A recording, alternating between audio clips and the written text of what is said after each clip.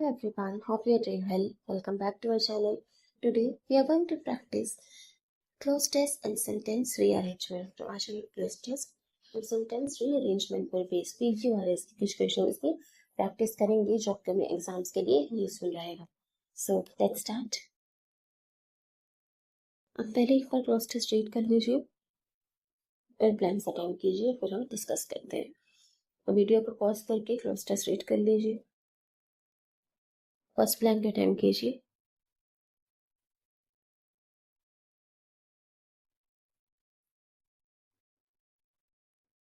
Second,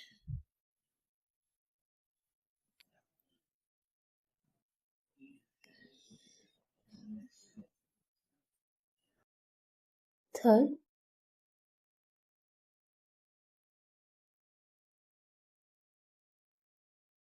and fourth. Third blanks है. सो I hope आपने सारे ब्लैंक्स अटेम्प्ट कर लिए होंगे. फोर्थ ब्लैंक देख लीजिए.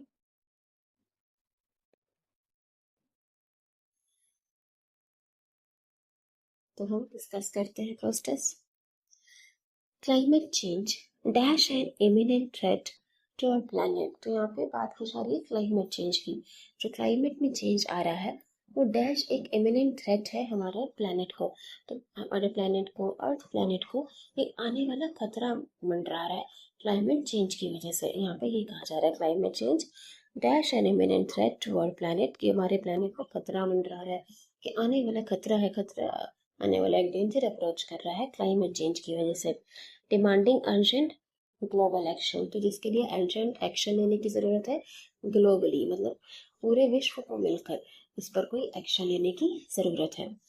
तो climate change dash an imminent threat to our planet will poses will be posing post.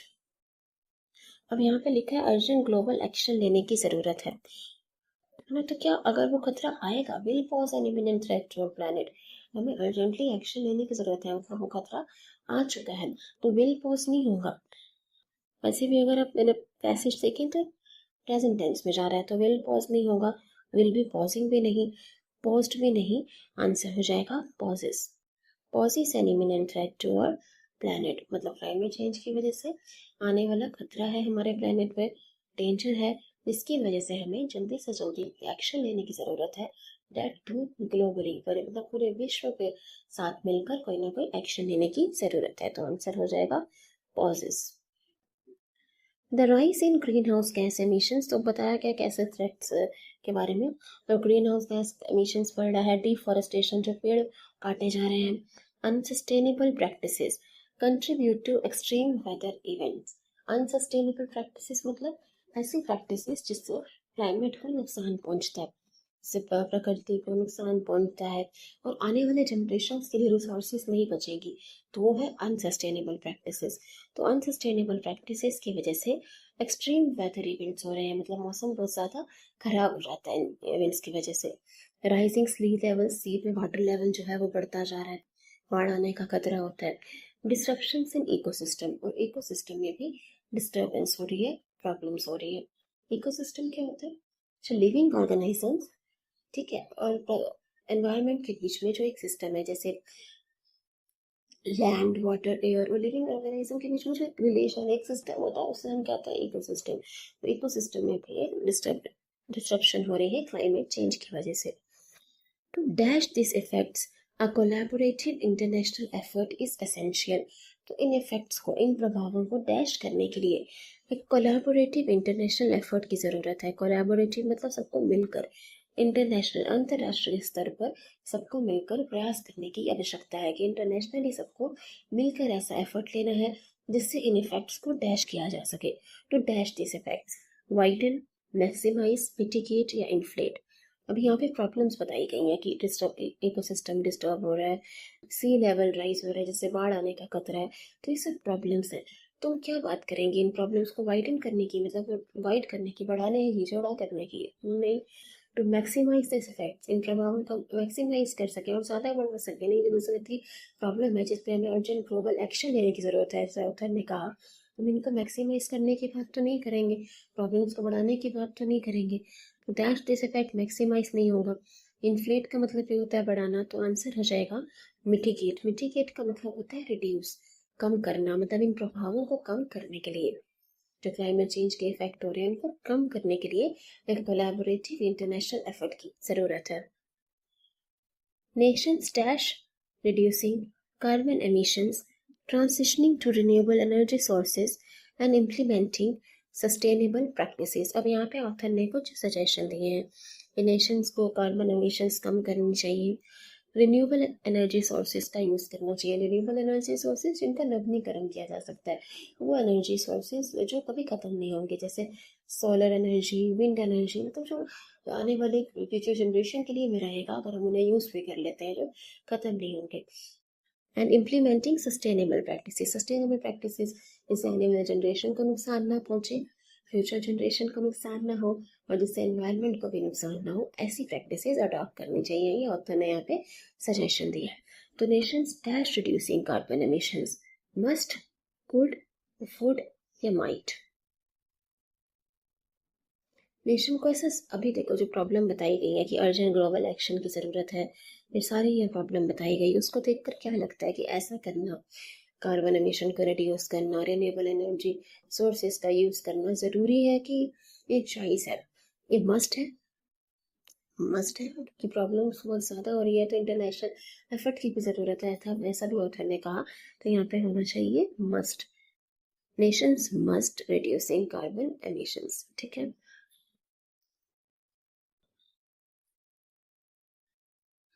Cooperation on technological development and sharing resources will foster a collaborative resilience against the impacts of climate change। तो technological advancement में हो रहा है, जैसे कि technology change हो रही है, एडवांस हो रही है, और शेयरिंग रिसोर्स मतलब टेक्नोलॉजी जो चेंज आ रहा है में कहा जा रहा है कि इंटरनेशनली अगर नेशंस मिलकर उस टेक्नोलॉजी एडवांसमेंट का यूज़ करें और आपस में रिसोर्सेज शेयर करें, तो एक कोलैबोरेटिव रेजिलियंस होगी against the impacts of climate change. मतलब जैसे एक नेशन ने टेक्नोलॉजी डेवलप कर दी तो बाकी नेशंस इसका यूज़ कर सकते हैं, इस टेक्नोलॉजी का यूज़ कर सकते हैं। सबको अपनी अलग अलग टेक्नोलॉजी डेवलप करने की जरूरत नहीं है ताकि रिसोर्सेज कम से कम यूज़ हो। Urgency of this issue calls for a united front where governments, businesses, and individuals work together to create a sustainable and resilient future।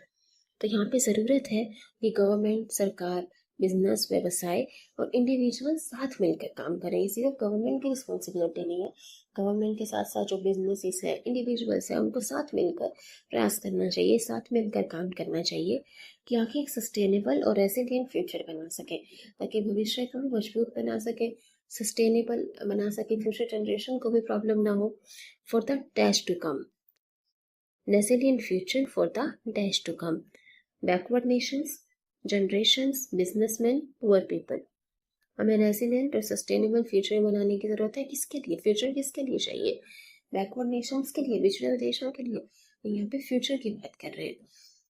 Businessman to come, ये तो यहाँ लिखा है, बिजनेस को तो प्रयास करना चाहिए गवर्नमेंट, बिजनेस और इंडिविजुअल को, तो बिजनेसमैन तो नहीं, पुअर पीपल, यहाँ पे पुअर या रिच पीपल की तो कहीं बात की नहीं गई पैसेज में। For the generation to come, तो आने वाली पीढ़ियों के लिए, फ्यूचर जनरेशन के लिए सबको मिलकर एफर्ट करने की, प्रयास करने की आवश्यकता है, चाहे वो बिजनेसेस हो, इंडिविजुअल्स हो या गवर्नमेंट हो। तब एक बार देख लेते हैं आंसर्स। फर्स्ट का आंसर पॉजिस था, second mitigate, third must and fourth का आंसर था for the generations to come. So that's about the close test. अब हम मूव करते हैं PQRS, सेंटेंस रीअरेंजमेंट। तो इसको अटेम्प्ट कीजिए, वीडियो को पॉज कीजिए और इसको अटेम्प्ट कीजिए ताकि आंसर होगा।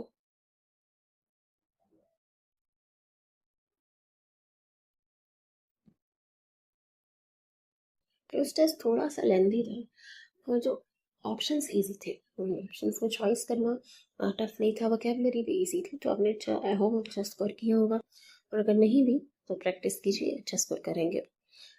यहाँ देखिए क्या आंसर होगा। अच्छा ये बताओ, क्या हमारा आंसर डी से स्टार्ट हो सकता है?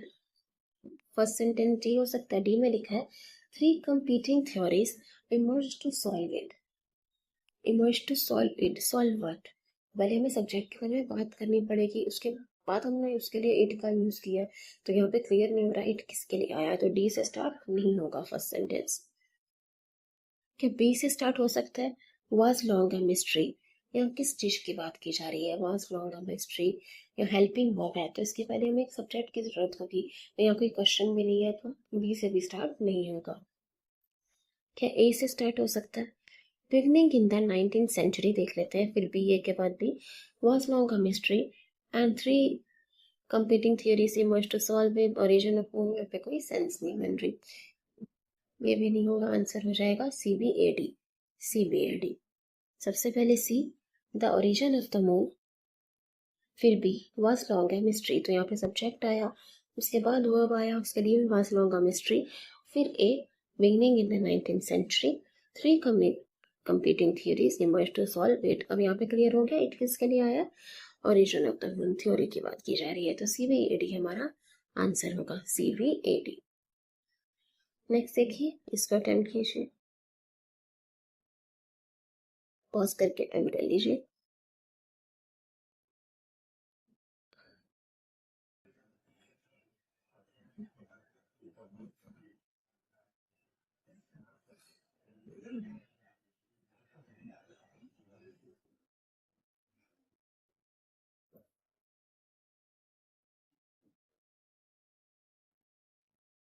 चलिए देखते हैं क्या हमारा आंसर बताओ, सी से स्टार्ट हो सकता है फर्स्ट सेंटेंस।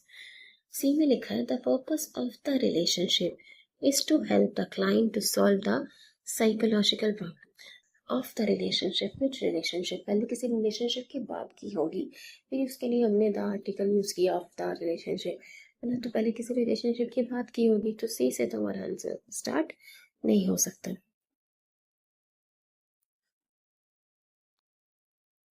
ए ई या डी किससे स्टार्ट होगा,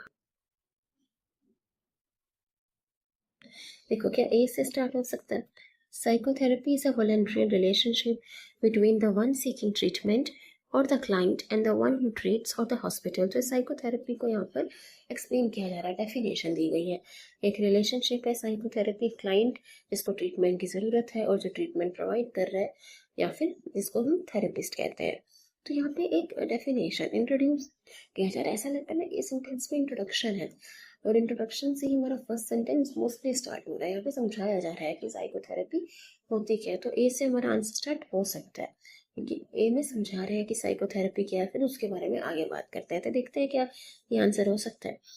एक ही ऑप्शन हो, ए से स्टार्ट हो रहा है, ए के बाद आएगा यहाँ पे see the purpose of the relationship, अब यहाँ क्लियर हो गया किस रिलेशनशिप की बात हो रही है, psychotherapy, the purpose of the relationship is to help the client to solve the psychological problems being faced by him और हर, तो साइकोथेरेपी क्यों बनाई जाती है कि ताकि उसके साइकोलॉजिकल प्रॉब्लम किसी व्यक्ति के सॉल्व किए जा सके जो वो फेस कर रहा है।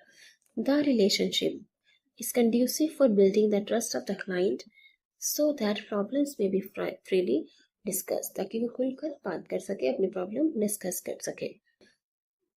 उसके बाद हो जाएगा D psychotherapies aim at changing the maladaptive behaviors, decreasing the sense of personal distress and helping the client to adapt better to his or her environment, तो स्ट्रेस को कम करने में, अपने माहौल को स्वीकार करने में हेल्प करती है साइकोथेरेपी।